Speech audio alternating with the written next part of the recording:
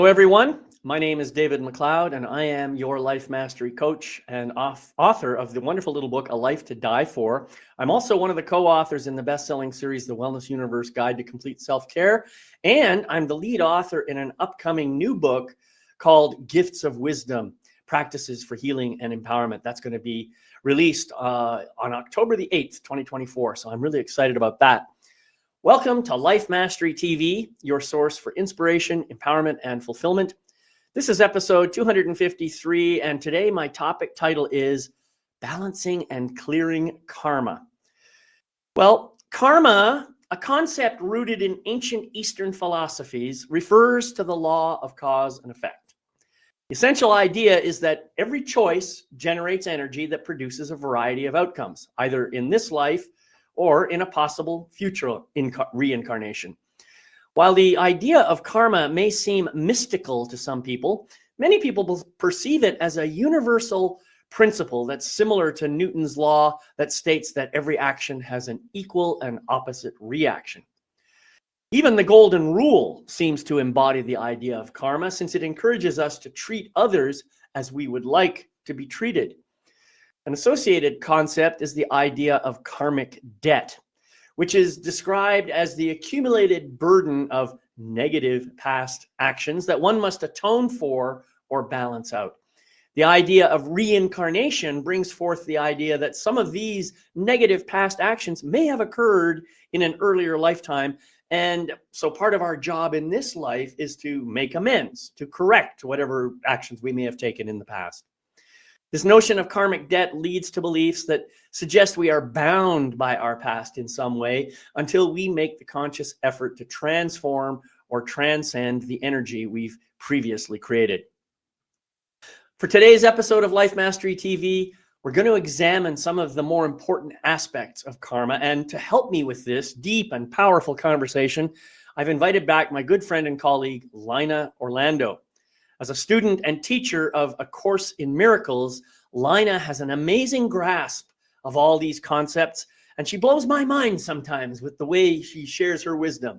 Anyway, she's going to help us understand this all and provide us with a pathway that can help us to clear karma in the process. So please welcome Laina back to my program. Thank you so much for having me back. I love it when we get to have these fun conversations.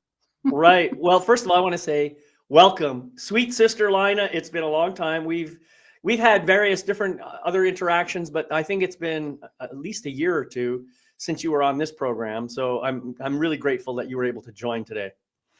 Well, as you know, lots of changes in my life, moving from Georgia to Colorado, becoming a grandmother, becoming a full-time helping grandmother. Yes, things have been quite challenging. And as you know, I even delivered my granddaughter. It wasn't yes. part of the plan, but one more thing I can add to my list of accomplishments. How many grandmothers deliver their own granddaughters? Yeah. Well, I mean, in current days, that probably doesn't happen all that often, but I think it used to happen quite frequently before we got burdened with all the, what do you call it? The Industrial Revolution and everything that came along with all of that. Yes. Well, one of the beautiful things about that experience is I totally realized future lives, I don't want that sterile hospital environment. So talk about ending the karma of delivering babies in hospitals.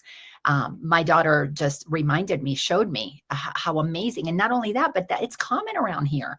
These are the mountains, and it's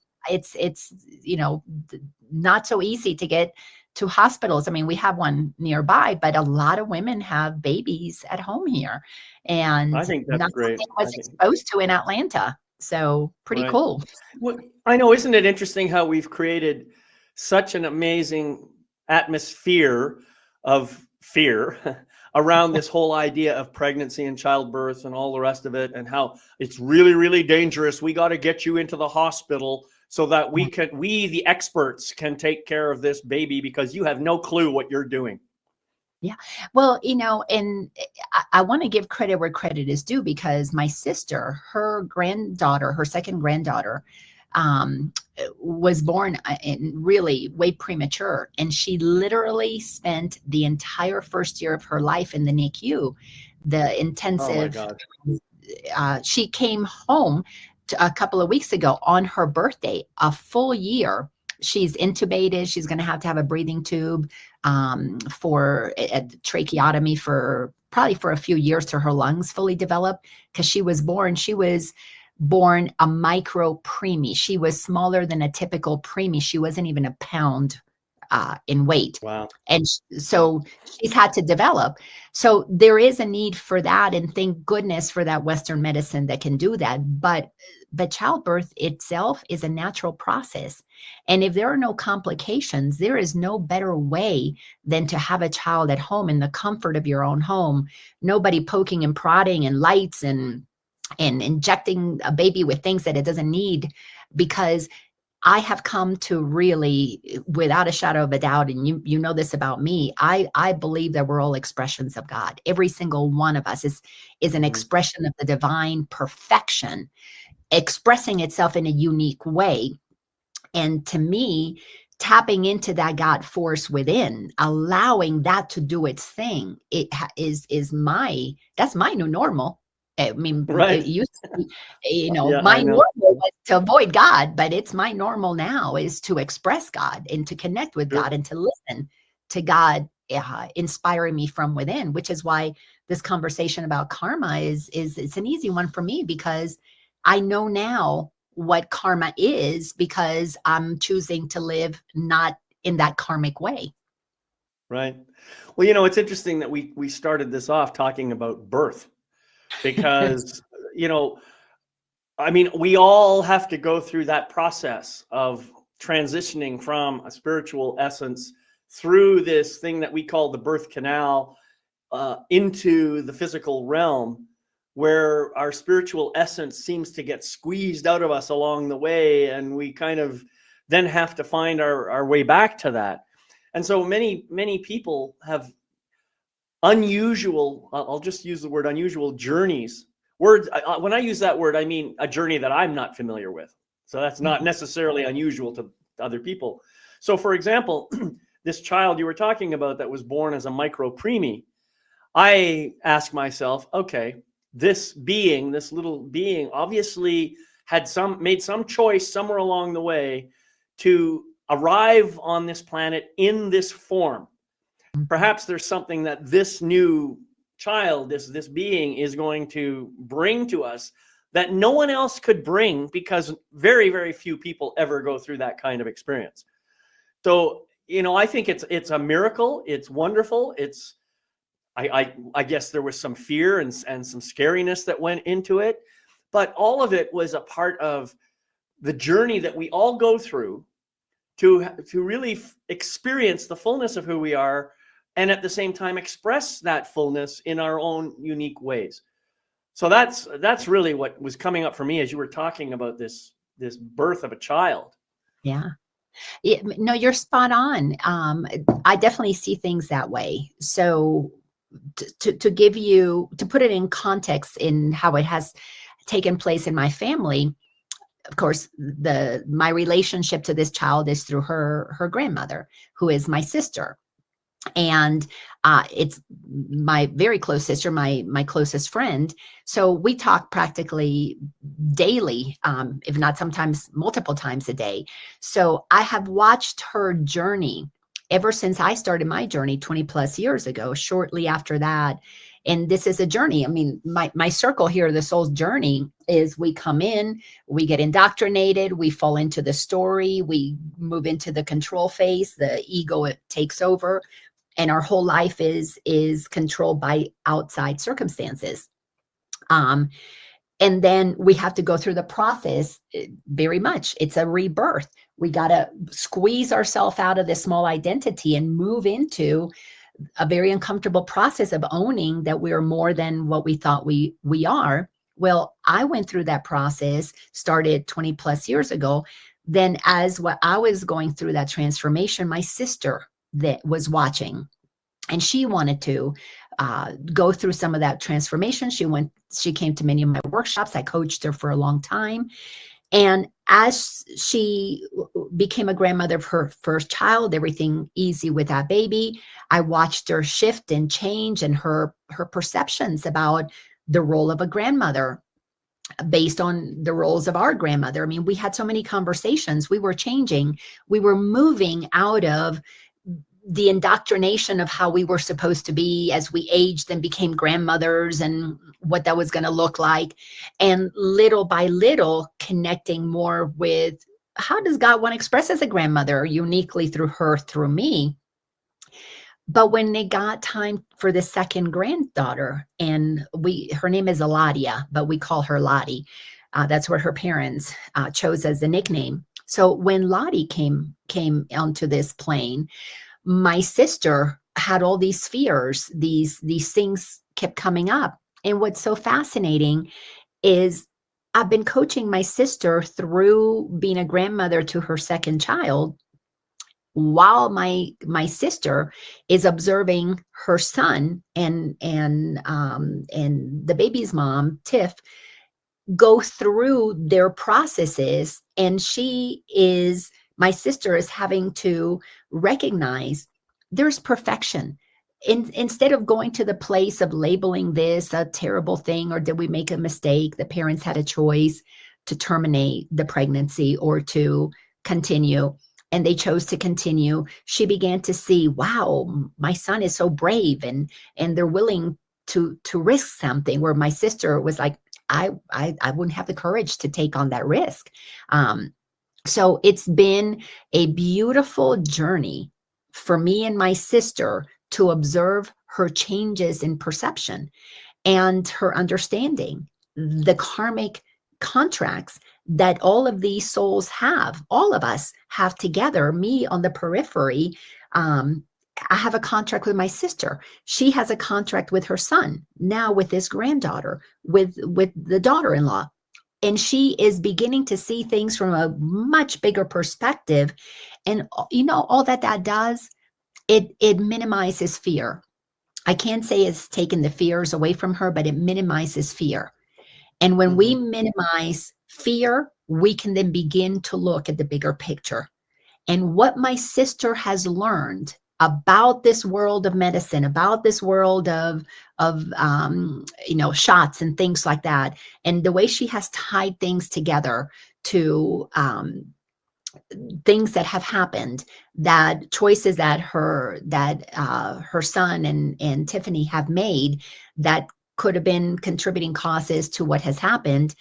She can now see that without that emotional reaction, and sit back and have reverence, have respect for the chosen path of every being involved in this journey. It's just amazing. It's beautiful to watch. Right. That's quite the story for sure. I just want to say to those of you who are here on the live presentation, please feel free to post your questions or comments in the chat. We will do our best to get to those as we proceed.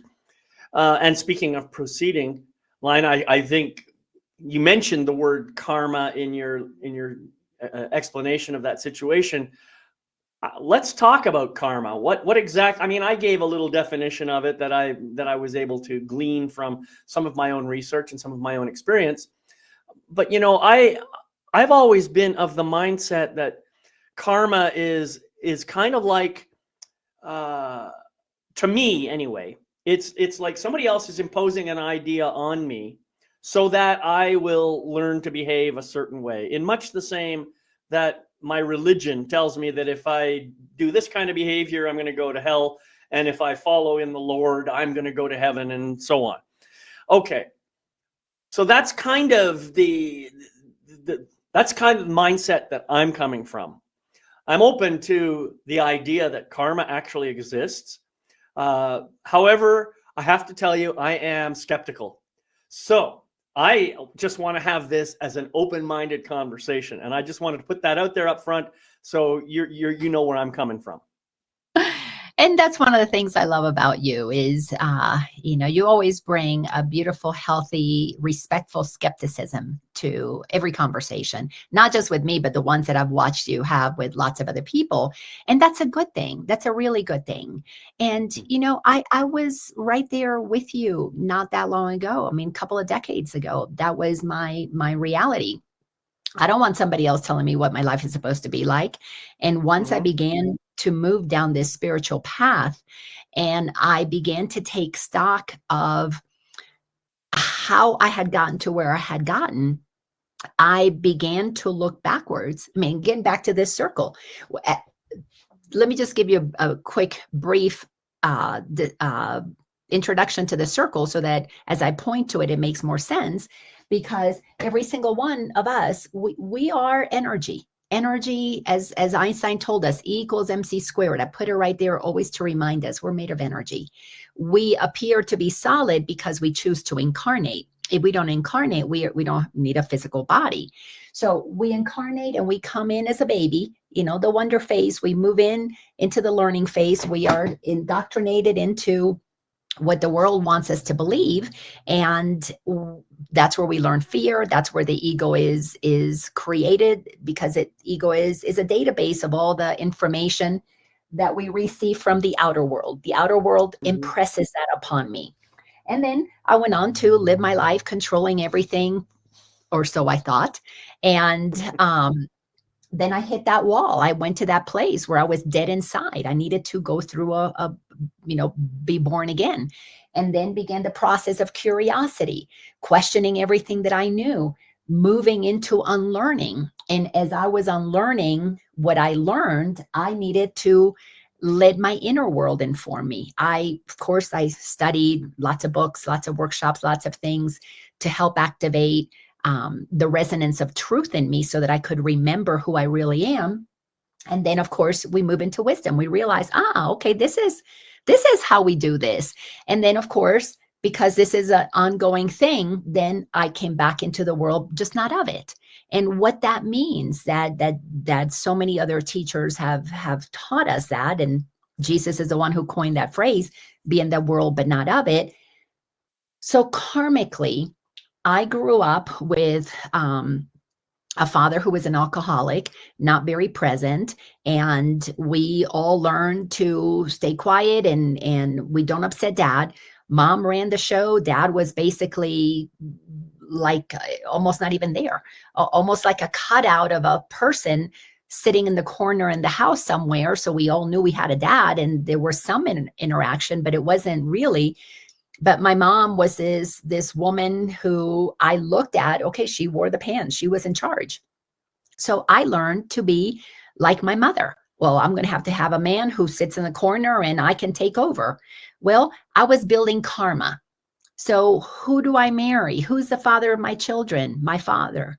A quiet man who doesn't say a whole lot of anything because he's so afraid of the world that he was like a cutout picture. You stay back there, I'll run the show. So karmically, I got to create for myself the very same experience. Well, that had consequences. The consequences was that my soul wanted a partner, equal partners where we could share. Well, my egoic mind, I didn't want a partner. I wanted somebody who did what I said to do, because that let me think, well, I did life right. I'm the right kind of woman, because that was the example of woman that I had. So Philip and I, of course, that relationship had to come to an end, because as I began to grow, as I began to be born again as a balanced being, balancing my masculine, my feminine, looking at how my over masculine feminine, inspired by my mother and my lack of understanding what a male, a masculine male is, my sense of understanding was so warped. So I created the need to balance my karma, balance who I was. So Philip and I divorced. I mean, it just made sense. We had to go separate paths. He was where he was on his path in the journey. I was growing and expanding. I was ready to change.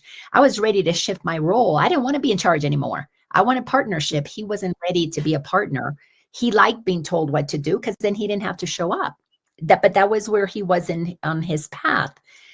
So I find this other man who's manly man. He shows up into one of my classes one day, and I'm like, oh my gosh, feel that connection. And he's the manly man. He wants to take care of me. He wants to make decisions for me. And I'm like, okay, I love that idea. Well, I was off balance because I had moved to the place of, I'm not in charge anymore. Somebody else is in charge here. And that relationship quickly evolved to one where he was my mother. He was my mother now telling me what to do. And I saw myself shrinking. And then I began to have such compassion for my father, which before I had no respect for my father. And all of a sudden I'm feeling this compassion. So I'm balancing, wow, I felt my mother when I was married with Philip. I felt my father when I was married to Ken. And I internally had to balance what the world had taught me. I was influenced by how to be a woman based on the outer women in my life who had nothing nice to say about my father, including my grandmother and other women, other female relatives. And the men in my life were not present. And then I get this man who's there all the time, who wants to control my life, who's like overbearing. And I'm going, okay, I'm feeling suffocated here. And control, where are you going? Because he had all these jealousies. He had all these, this fear that I was going to cheat on him. And so I began to feel, oh, I got to shrink and not be me. Because if I'm my outgoing, jovial self, he thinks I'm cheating on him. So karma for me was the balancing. The outer world taught me what men and women roles were. It's the only ones I had an intimate experience with, my mother, my father. And I had to internally move myself out of thinking that I'm superior to anybody or that I'm inferior to anybody. So as I brought myself back into the center, back into that middle way, who am I really? Own my feminine self, and it shows up in a certain way that is natural to me. Own my masculine, which shows up in a way that is natural to me. From this place, I don't need to find somebody to complete me. I don't need to find somebody to give me what I need to get out of them. So my mind is not busy trying to figure out how to control my life, which is what we do when ego takes over. We're always, every decision is to control things. But in that controlling, thinking we're controlling things, what we're really doing is we're moving ourselves in the direction of seeing where we're off balance. So karma works to show me where I'm off balance, even though I didn't know I was off balance. But it has a natural way. You take that job that you're looking for it to make you feel better or like you're special or like you've got money. Then you lose the job and you have to find yourself. And many people, it takes many years after the loss of a job or a career or money or status or marital relationship to realize, oh, wait a second, I lost all of that, but it was actually a good thing because I found me. I realized I'm okay without all of that. And that's when karma begins to, it's not necessary because karma is okay, like. So I'm going to ask you to slow down a bit because it's a lot for me to absorb. And I would like to just kind of slow things down a little. I mean, you're getting really excited and I love that. I'm excited about very, this. very passionate. The first thing I wanted to say was I really like that diagram. I think that cyclical diagram you have in the background is very powerful. And I like the way you've got it divided into those 6 sections, each one describing a different level of growth. And also, I really like that you've got your spiritual kind of impressions on one side and your physical world impressions on the other to show that we have energy approaching us from both directions. And from my perspective, I think of one as being outside of me and the other one as being inside me. Now, that's probably not accurate. I think that, when I talk about going within to connect to the true nature of who I really am, it just feels that way perceptually. I think in reality, what I'm actually doing is expanding beyond my physical expression in order to connect to my spiritual expression. That's how it feels to me. So we use these phrases of inside and outside, or within and without, and all those terminologies only because I think, this is my interpretation, because we're focusing our attention what we think is inward, but it's really not inward at all. It's really to the outward expression of our maximum magnificence, if you like. So I love that kind of concept, that idea of the journey from that maximum place into this small place, the small self, as you described it, and then learning about who we really are and trying things out and saying, no, that doesn't quite fit. I spend a day there, a week there, a month there, a year, maybe 20 years, I don't know, and realize I needed that whole amount of time, however long it was, in order to get my perception shaken a little bit so I could see the truth. Mm-hmm. And I think that's kind of what we all go through. I can't speak for everyone, but I think most of us go through that kind of journey that you like. The other thing I like about the fact that this is a cycle is, as you said, you get to a certain place, you feel like you're wide open and awake, and now you want to come back into the world with this new awareness. And so you're going through the cycle again, but you're not going through it at the same level. It's like a spiral. So you're kind of going up. Not only that, but there could be little mini spirals as you're going around. You could be cycling around on one particular aspect of this for a period of time.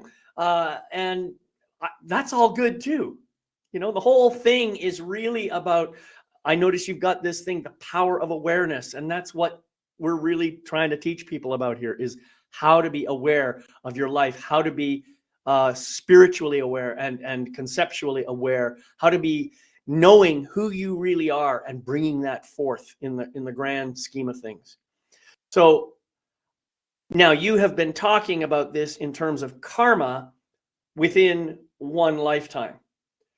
A lot of people, when they think of karma, they immediately start thinking of this other concept, reincarnation, and the idea that we actually live multiple lives.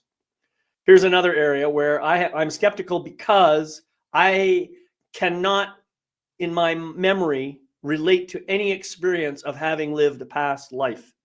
So I simply have to trust that what other people are telling me is true. And I see some evidence to support the idea that reincarnation actually exists. But reincarnation and karma seem to go hand in hand. And it seems like you might build up some energy in one lifetime that maybe doesn't get fully resolved or whatever, and then you move into your next lifetime and something new shows up.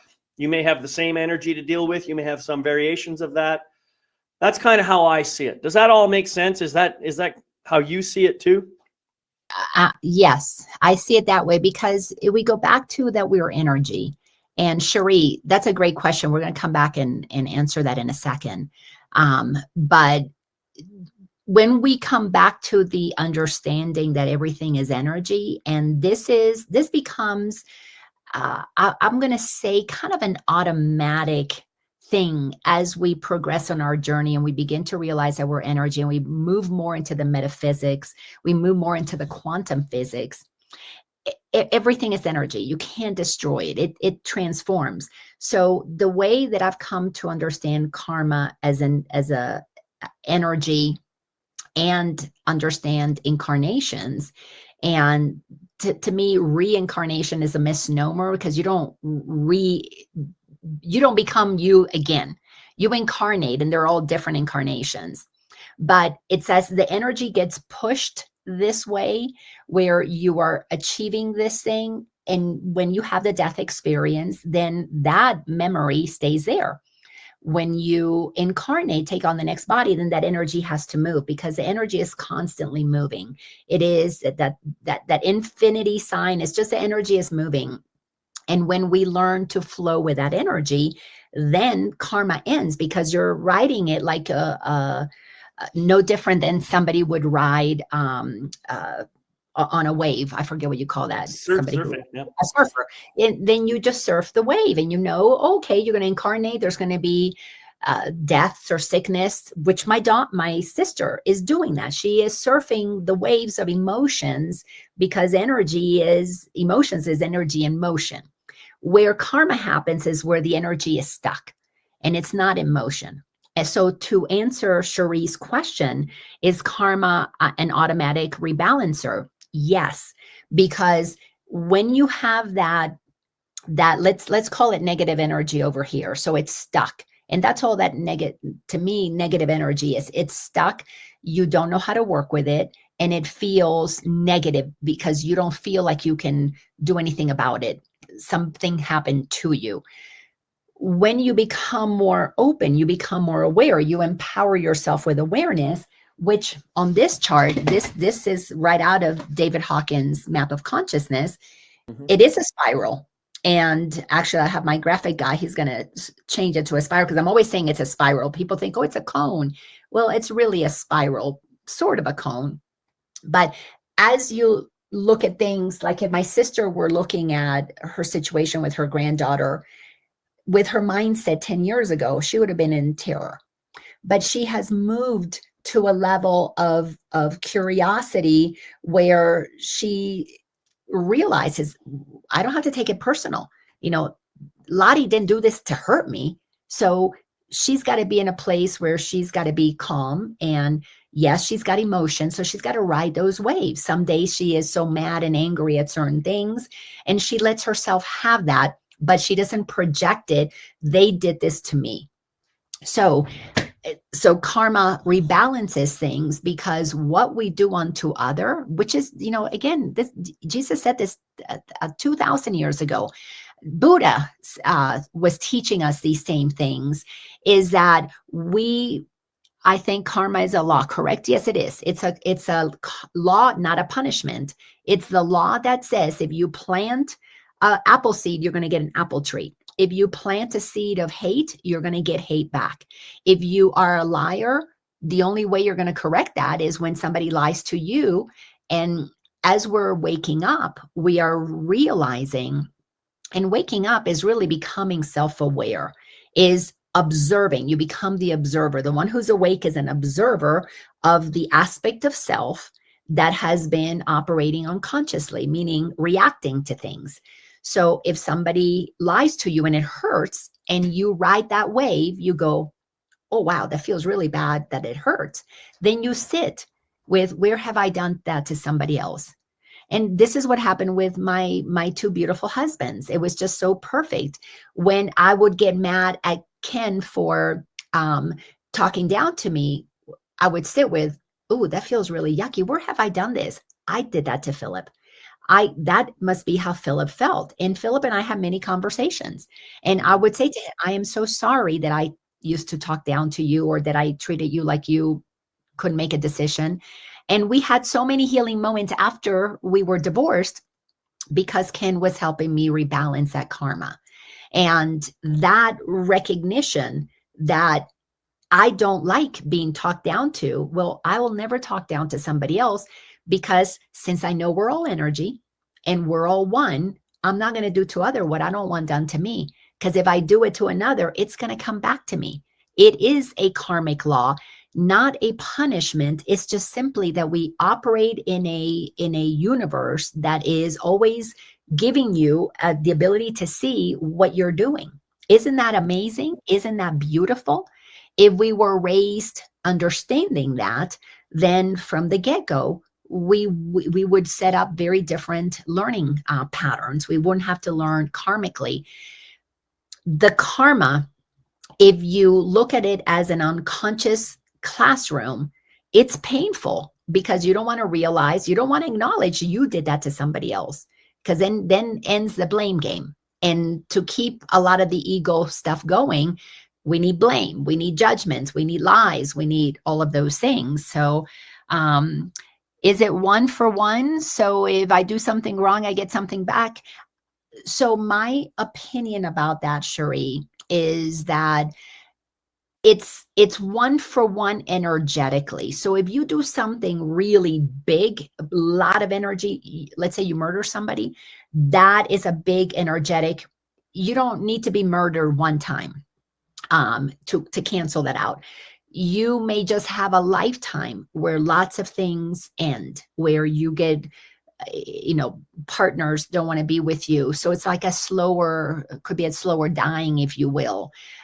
You lose this job, you lose your reputation. So there could be deaths, but it may not look like, oh, I murder one here. I murdered and I got murdered. I believe I think that there's more to it than that, actually. I like to think of it, well, first of all, to me, this idea of cause and effect is kind of confusing to begin with. In many ways, it's kind of like throwing a rock into a pond. Once that rock leaves your hand, there is no way to unthrow the rock. It will have whatever consequence or outcome it's going to have. The other thing is, as soon as that rock hits the pond, ripples start moving out. And those ripples continue forever. They just keep going. Yeah, in our minds, we think they come to the end at the shore. But that energy, whatever that energy is, it just continues forever. So there's no way to reverse a choice that you've made. The only thing you can do is say, okay, I made a choice. It's had this income or outcome, I should say, and I'm probably going to experience some of that energy because the universe is the way it is, and it's going to come back to me on some level. The only thing I can do now is recognize that that choice probably was not the right choice, and now start making corrective actions. In other words, I can make new choices at this point that help me to balance the energy that I created from the first choice. So in that sense, I totally resonate with the idea of cause and effect. But beyond that, I mean, even David Hawkins, you mentioned him already. He talks about in his books that there really is no such thing as cause and effect. Those are just fabrications of the mind to help us understand things. And, from a Newtonian physics perspective, we do see that when A bumps into B, B does something. We see those interactions in our macro level life. But at the quantum level, things are very, very different. Mm-hmm. And you mentioned quantum physics too. So I want to point out that I don't think that it's possible to trick the universe into giving us good karma or bad karma just because we think we're doing something good or doing something bad. What we can do is as you've said, I really like your metaphor of the murder, because that's kind of how it shows up. Maybe I do something really bad, and I can think the worst thing I've ever done is certainly not murder. I can guarantee you that. But I have done some pretty bad things in my life, things that I regret now. Not so much because I live in a state of regret, but rather I can now see the impact of those choices when I couldn't imagine those impacts at the time that they happened. See, I wasn't aware enough. And now, as I see the impact of those choices, I'm thinking, okay, what can I do to heal whatever damage I've created? In other words, bringing new healing energy back into the equation. So I think a large part of karmic balance to me is just the very fact that things happen in my life that slap me on the head and say, hey, wake up, dude. And then I start paying closer attention and I start saying, oh, yeah, that person is treating me this way, and that is what I did to this person over here. Now I see the consequences of my actions, and now I can do something to heal that and correct it. So I really like the way you've phrased that and brought it together. And I mean, to me, that helps me understand this notion of karmic debt, if there even is such a thing. So maybe we can talk a little bit about that now. Yeah, and that will answer Cherie's other question, that can she bank karma, do a lot of good to cancel out some of the wrongdoings. So to your point, and I agree with Dr. Hawkins that there is no such thing as karma in the big the cause and effect and the big picture. So and this I have come to understand through A Course in Miracles. We have to look at everything in two ways. We are humans having a conversation about human things on this level. So we're going to call that level 1. On this level, it's like we're playing a game. And here, karma is like a pinball game. You hit here, it's going to hit there. And that's the way that it goes, because we are unaware when we're just humans, the bigger game, the bigger picture at the second level that the Course attempts to take it. Well, the path is to total liberation of the mind. That there, God is energy, is love. It's not even energy, it's just consciousness. Just it is. Right. And from that place, what cause and effect is there? Who needs to be punished? God is everything. It's going to punish itself. Exactly. Yeah. It's just experience. It's pure experience for the fun of it.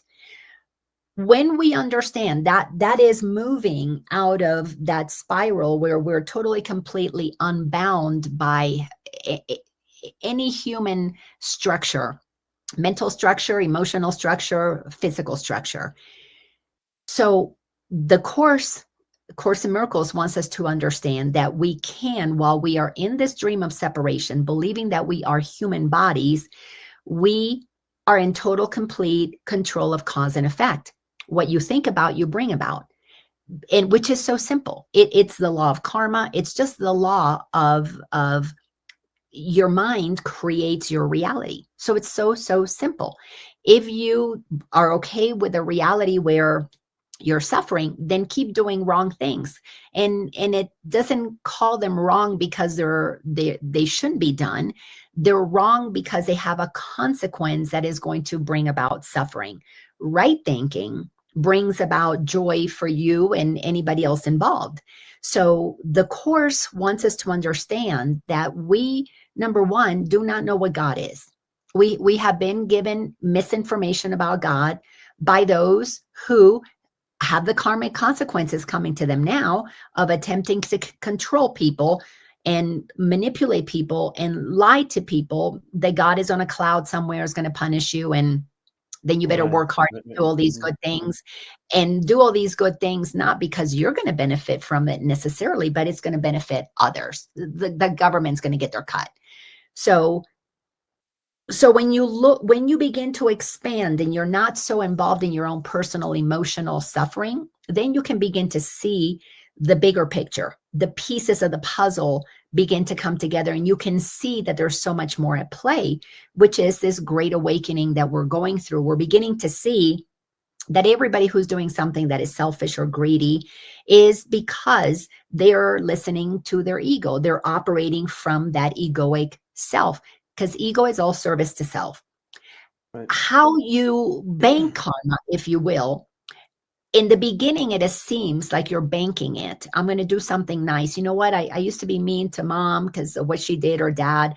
I'm going to start going to the family gatherings. I'm going to be nice instead of talking back or being angry or passive aggressive, whatever. I am going to be nicer because it feels good. So when you realize that doing good, operating from a higher frequency, feels good, you don't need to bank karma. You just want to feel good because you want to feel good. Why not? I want to pause you there, because that is, I think I was thinking that very thought as you were talking before. And I really do think that's extremely important. You were talking about the idea of right thinking and wrong thinking and good choices, bad choices, whatever. I think ultimately that's what it boils down to. If you engage in a choice, a thinking pattern, a behavior, an action, whatever, that elevates your level of awareness of yourself and brings your level of consciousness upward, that to me is a good choice. Anything that draws your energy downwards and into a negative space, I don't even like using the word negative space because negative has its own connotations. But the idea, if it pulls you down into this tight knit thing where you're just feeling in total fear or terror, as you used before, if you're getting down to that place, that's probably not a good choice for you. it's probably a bad choice. But that's going to be different for every single person, every single entity in the universe. You know, what's good for Laina may not be good for David. What's good for David may not be good for Laina. It's really important to make that distinction and to understand that if I'm making a choice that helps to elevate my consciousness and bring me up, raise my energy level, then there's a high probability that that choice is also having a positive outcome beyond me. It's going to be putting those ripples out there that are going to have a positive effect. Whereas if I do stuff that actually brings my consciousness level down, that stuff, those choices are going to have an impact on the world that brings the group consciousness downward. That's what we're talking about here. And you see that little conical shaped triangle behind Laina's head there, that power of awareness, the levels of consciousness. That's what it is. Notice, what I love about that picture, as your consciousness raises, notice how you're expanding outward. Mm-hmm. That's really what this is about. And as you bring your energy level down, notice how you're kind of getting tighter and tighter and tighter and tighter into this tiny, tiny, tiny little insignificant little ball. Right? So, yeah, really important for people to understand. That's really how to parse the terminology good choice, bad choice. Yeah. Well, to me, that's the secret sauce. Once I understood that my thoughts create how I feel, and there was zero wavering on that. If I'm thinking a thought that has me contract, I'm today that feels uncomfortable because it's like a straitjacket. I have to get small, and that goes against what I know is true about me. I'm all that is. I'm one with all that is. So exactly. I am the expanded self. So then that's why there is no cause and effect, because you're doing it always to yourself. It's not to something else. So do you think countries have karma like what we did? Yes, absolutely. Again, let's break it down.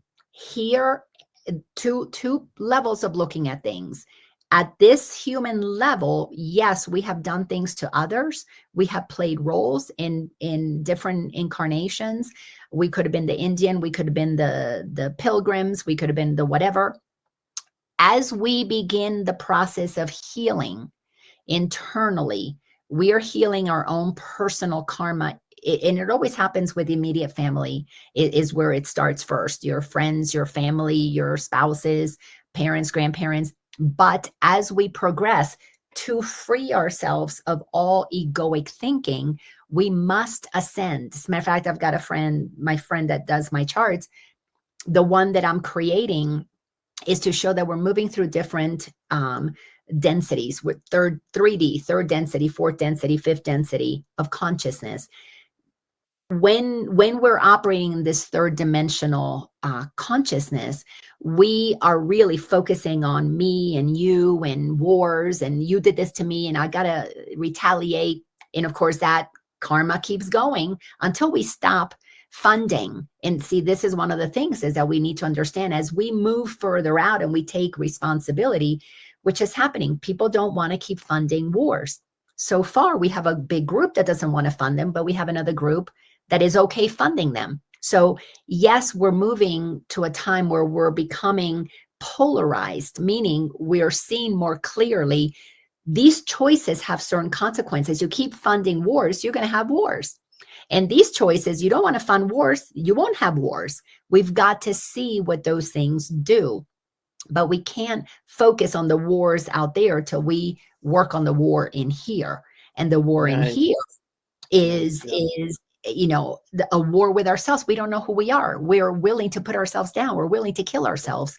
And the karma, back to the question of karma of killing somebody else, you kill somebody else, but you're constantly killing yourself. You're putting yourself down. You're saying you're not good enough.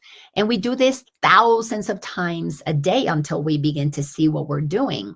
Exactly. Yeah. So the outer karma with other countries needs to be looked at. Then we have galactic karma. And that we can't even begin to think of until we've advanced enough. And I don't like the word advanced because it's not like better or lesser than, but it's expanding our understanding we're not the only planet in the universe. We're not the only civilization. So what we do to one another in our family, we need to take that to what are we going to do to one another in this country? Then what are we going to do to one another intra-country? Then intra-planet. So it's a huge, the ripples that you were talking about. I love that analogy that you shared, David. We only see the ripple up until the edge of the shore, but they do continue because energy does not end. So it goes on. But knowing that we are that interconnected to one another, to, caring about indigenous people, other countries that we've done things to, that is really, to me, a hallmark of one who is connecting, moving beyond their ego and really seeing the importance of understanding who we are as one with each other. Because if you want to end karma, you got to come to know who you are. So you used a great word that I just want to repeat: fund. We use it as both a noun and as a verb, and you used it as a verb in this case, funding wars. But really, the word fund, that implies money in this case, but it doesn't have to be money. It's really just focusing energy on a particular belief system or concept or idea. And if enough people are focusing energy on that same thing, something is going to come out of it. Yeah. And as you say, we have reached a point now where we're almost at a point of polars. It's like people being on opposite ends of that cycle that you were talking about. And when that happens, it may seem like we're at odds with one another. Well, really, we're not. We're not really at odds with people. It's just that we haven't yet got to that place where we completely understand each other.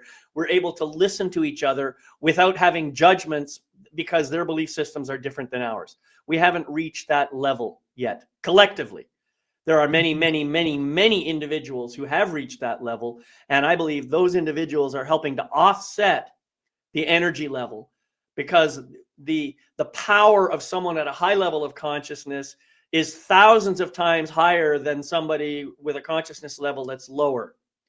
And that power can compensate for many negative ideas. And that's what David Hawkins teaches. And that's one of the beautiful things I like about his teaching. All right. Yeah. Beautiful. I want to get that out. I want to just come back to this idea. We've only got about 8 minutes left here. I want to make sure we cover this. I want to make the distinction between karma and fate, because they're two different concepts, but they seem to be related. And then the other thing I want to talk about as we close out, I want to make sure we talk about how we can consciously and intentionally balance and maybe even clear karma. Well, great things to talk about in 8 minutes. So to me, karma and fate is pretty much one and the same.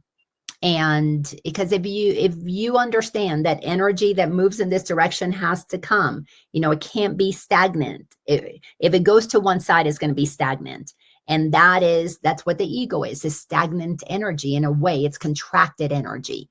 And so it's going to need a big bang, something, typically a big life change to open it up and to send that energy back into motion, because energy is not meant to not be in motion. Actually, our human emotions, when suppressed as children, become energy not in motion. So it's a contraction. That's why as adults, we say, oh, look at that one acting like a child, because they haven't learned how to ride that wave. So they are literally just reacting. It's just hot potato. I got to throw that bad feeling to you because I can't handle it. So to me, karma and fate, was that the word that you use, fate? I can't remember. That's right. Yeah. Mm-hmm. Oh, okay. It is really one and the same.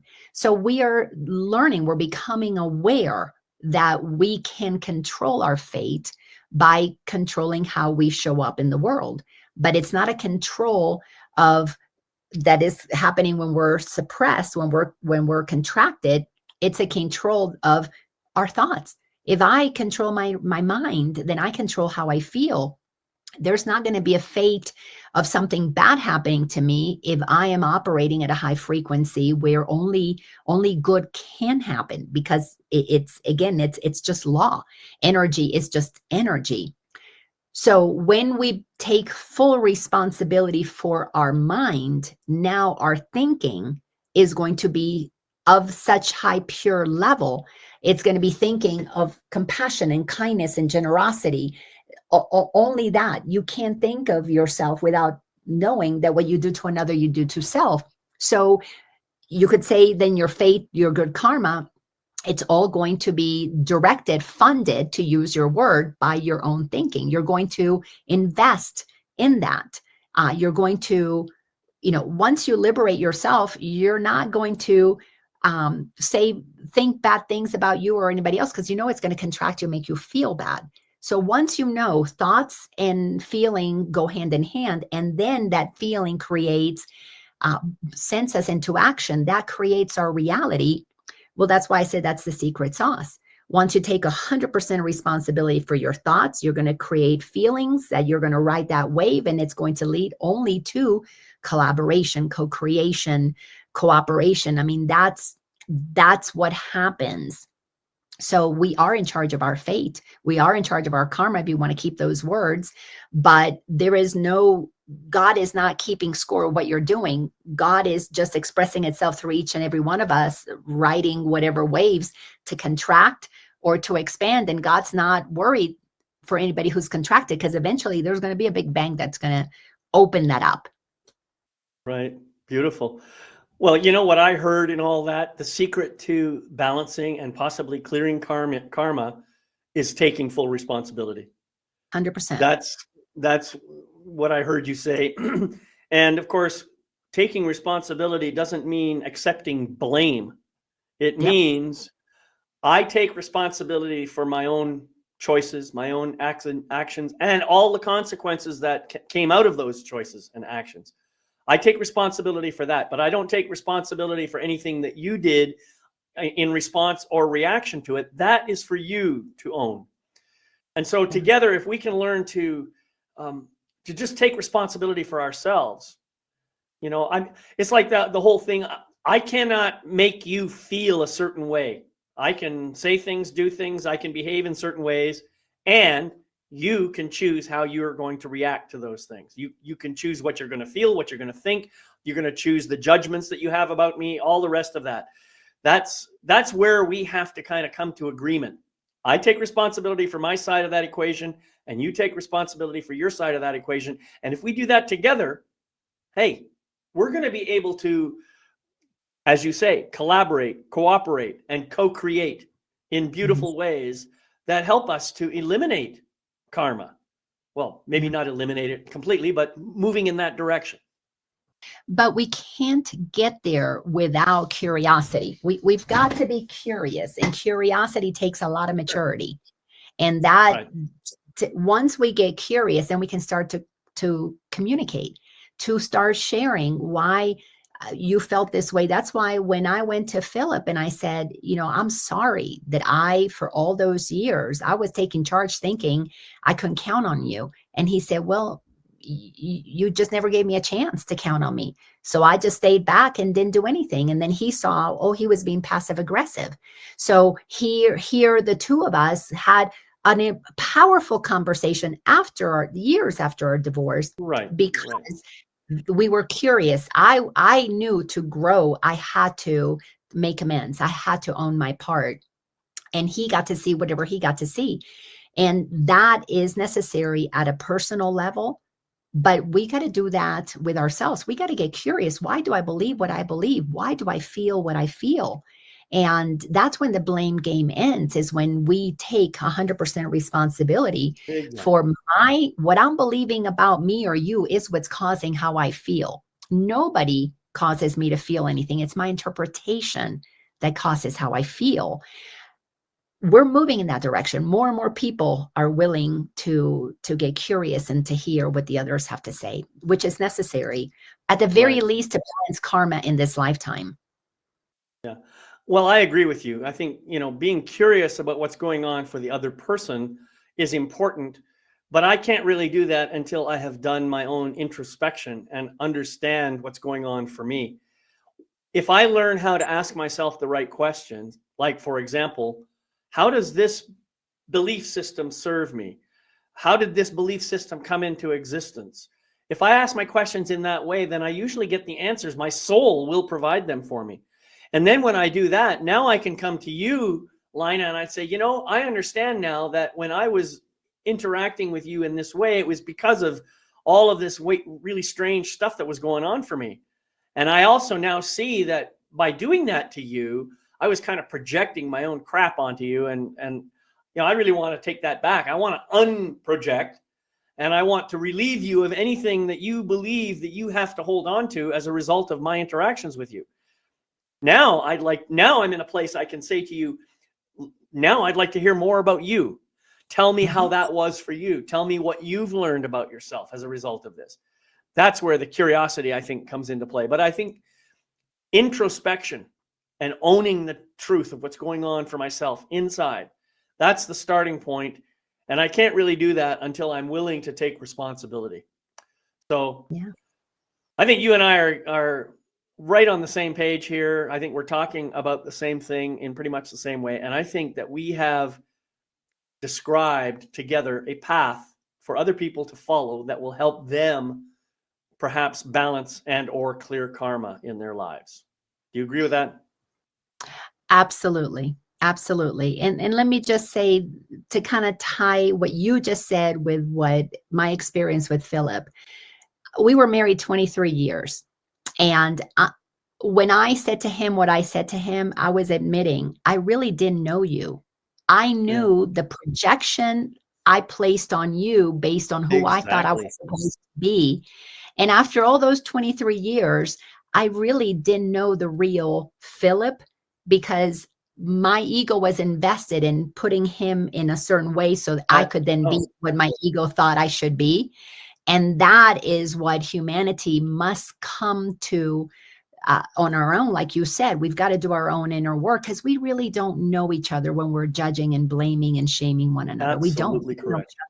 What we know is the part of us that you know, we're projecting on them, and we've got to come and clean that up on our end of our side of the aisle. But Cherie, thank you for your great questions. That was amazing. Yeah. The one thing is for sure, we are projection machines, and we can learn from that. So, but that's maybe a conversation for another day. I want to say thank you, Laina, for being here today. Do you have any final words you'd like to share before I close us out? No, just to thank you for continuing to allow, you know, these messages to get out there, because if they touch Cherie or one person, then my goodness, the ripple effects of one conversation are powerful. So thank you, sweetie. Yeah, well, thank you for being here. You know, as you deepen your understanding of karma, you can implement the practices that we've described here, not necessarily with specific words, but awareness, acceptance, compassion, and forgiveness, in order to offset or balance karma's influence in your life. Ultimately, if you want to clear karma, it involves an ongoing process of living with greater integrity, taking responsibility of your own life, and aligning yourself with positive and conscious action in the present moment. Thank you for watching today's program. Remember, you can catch the recordings of this and every other episode on my website at lifemasterytv.com.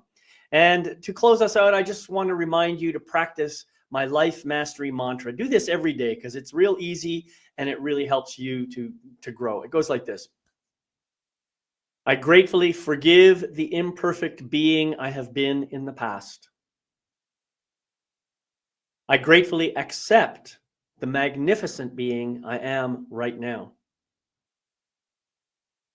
I gratefully welcome the evolved being I am becoming in each new moment. Until we meet again, my name is David McLeod. I am your Life Mastery Coach, wishing you love, light, and blessings on your continuing journey. See you next time on Life Mastery TV. Bye-bye.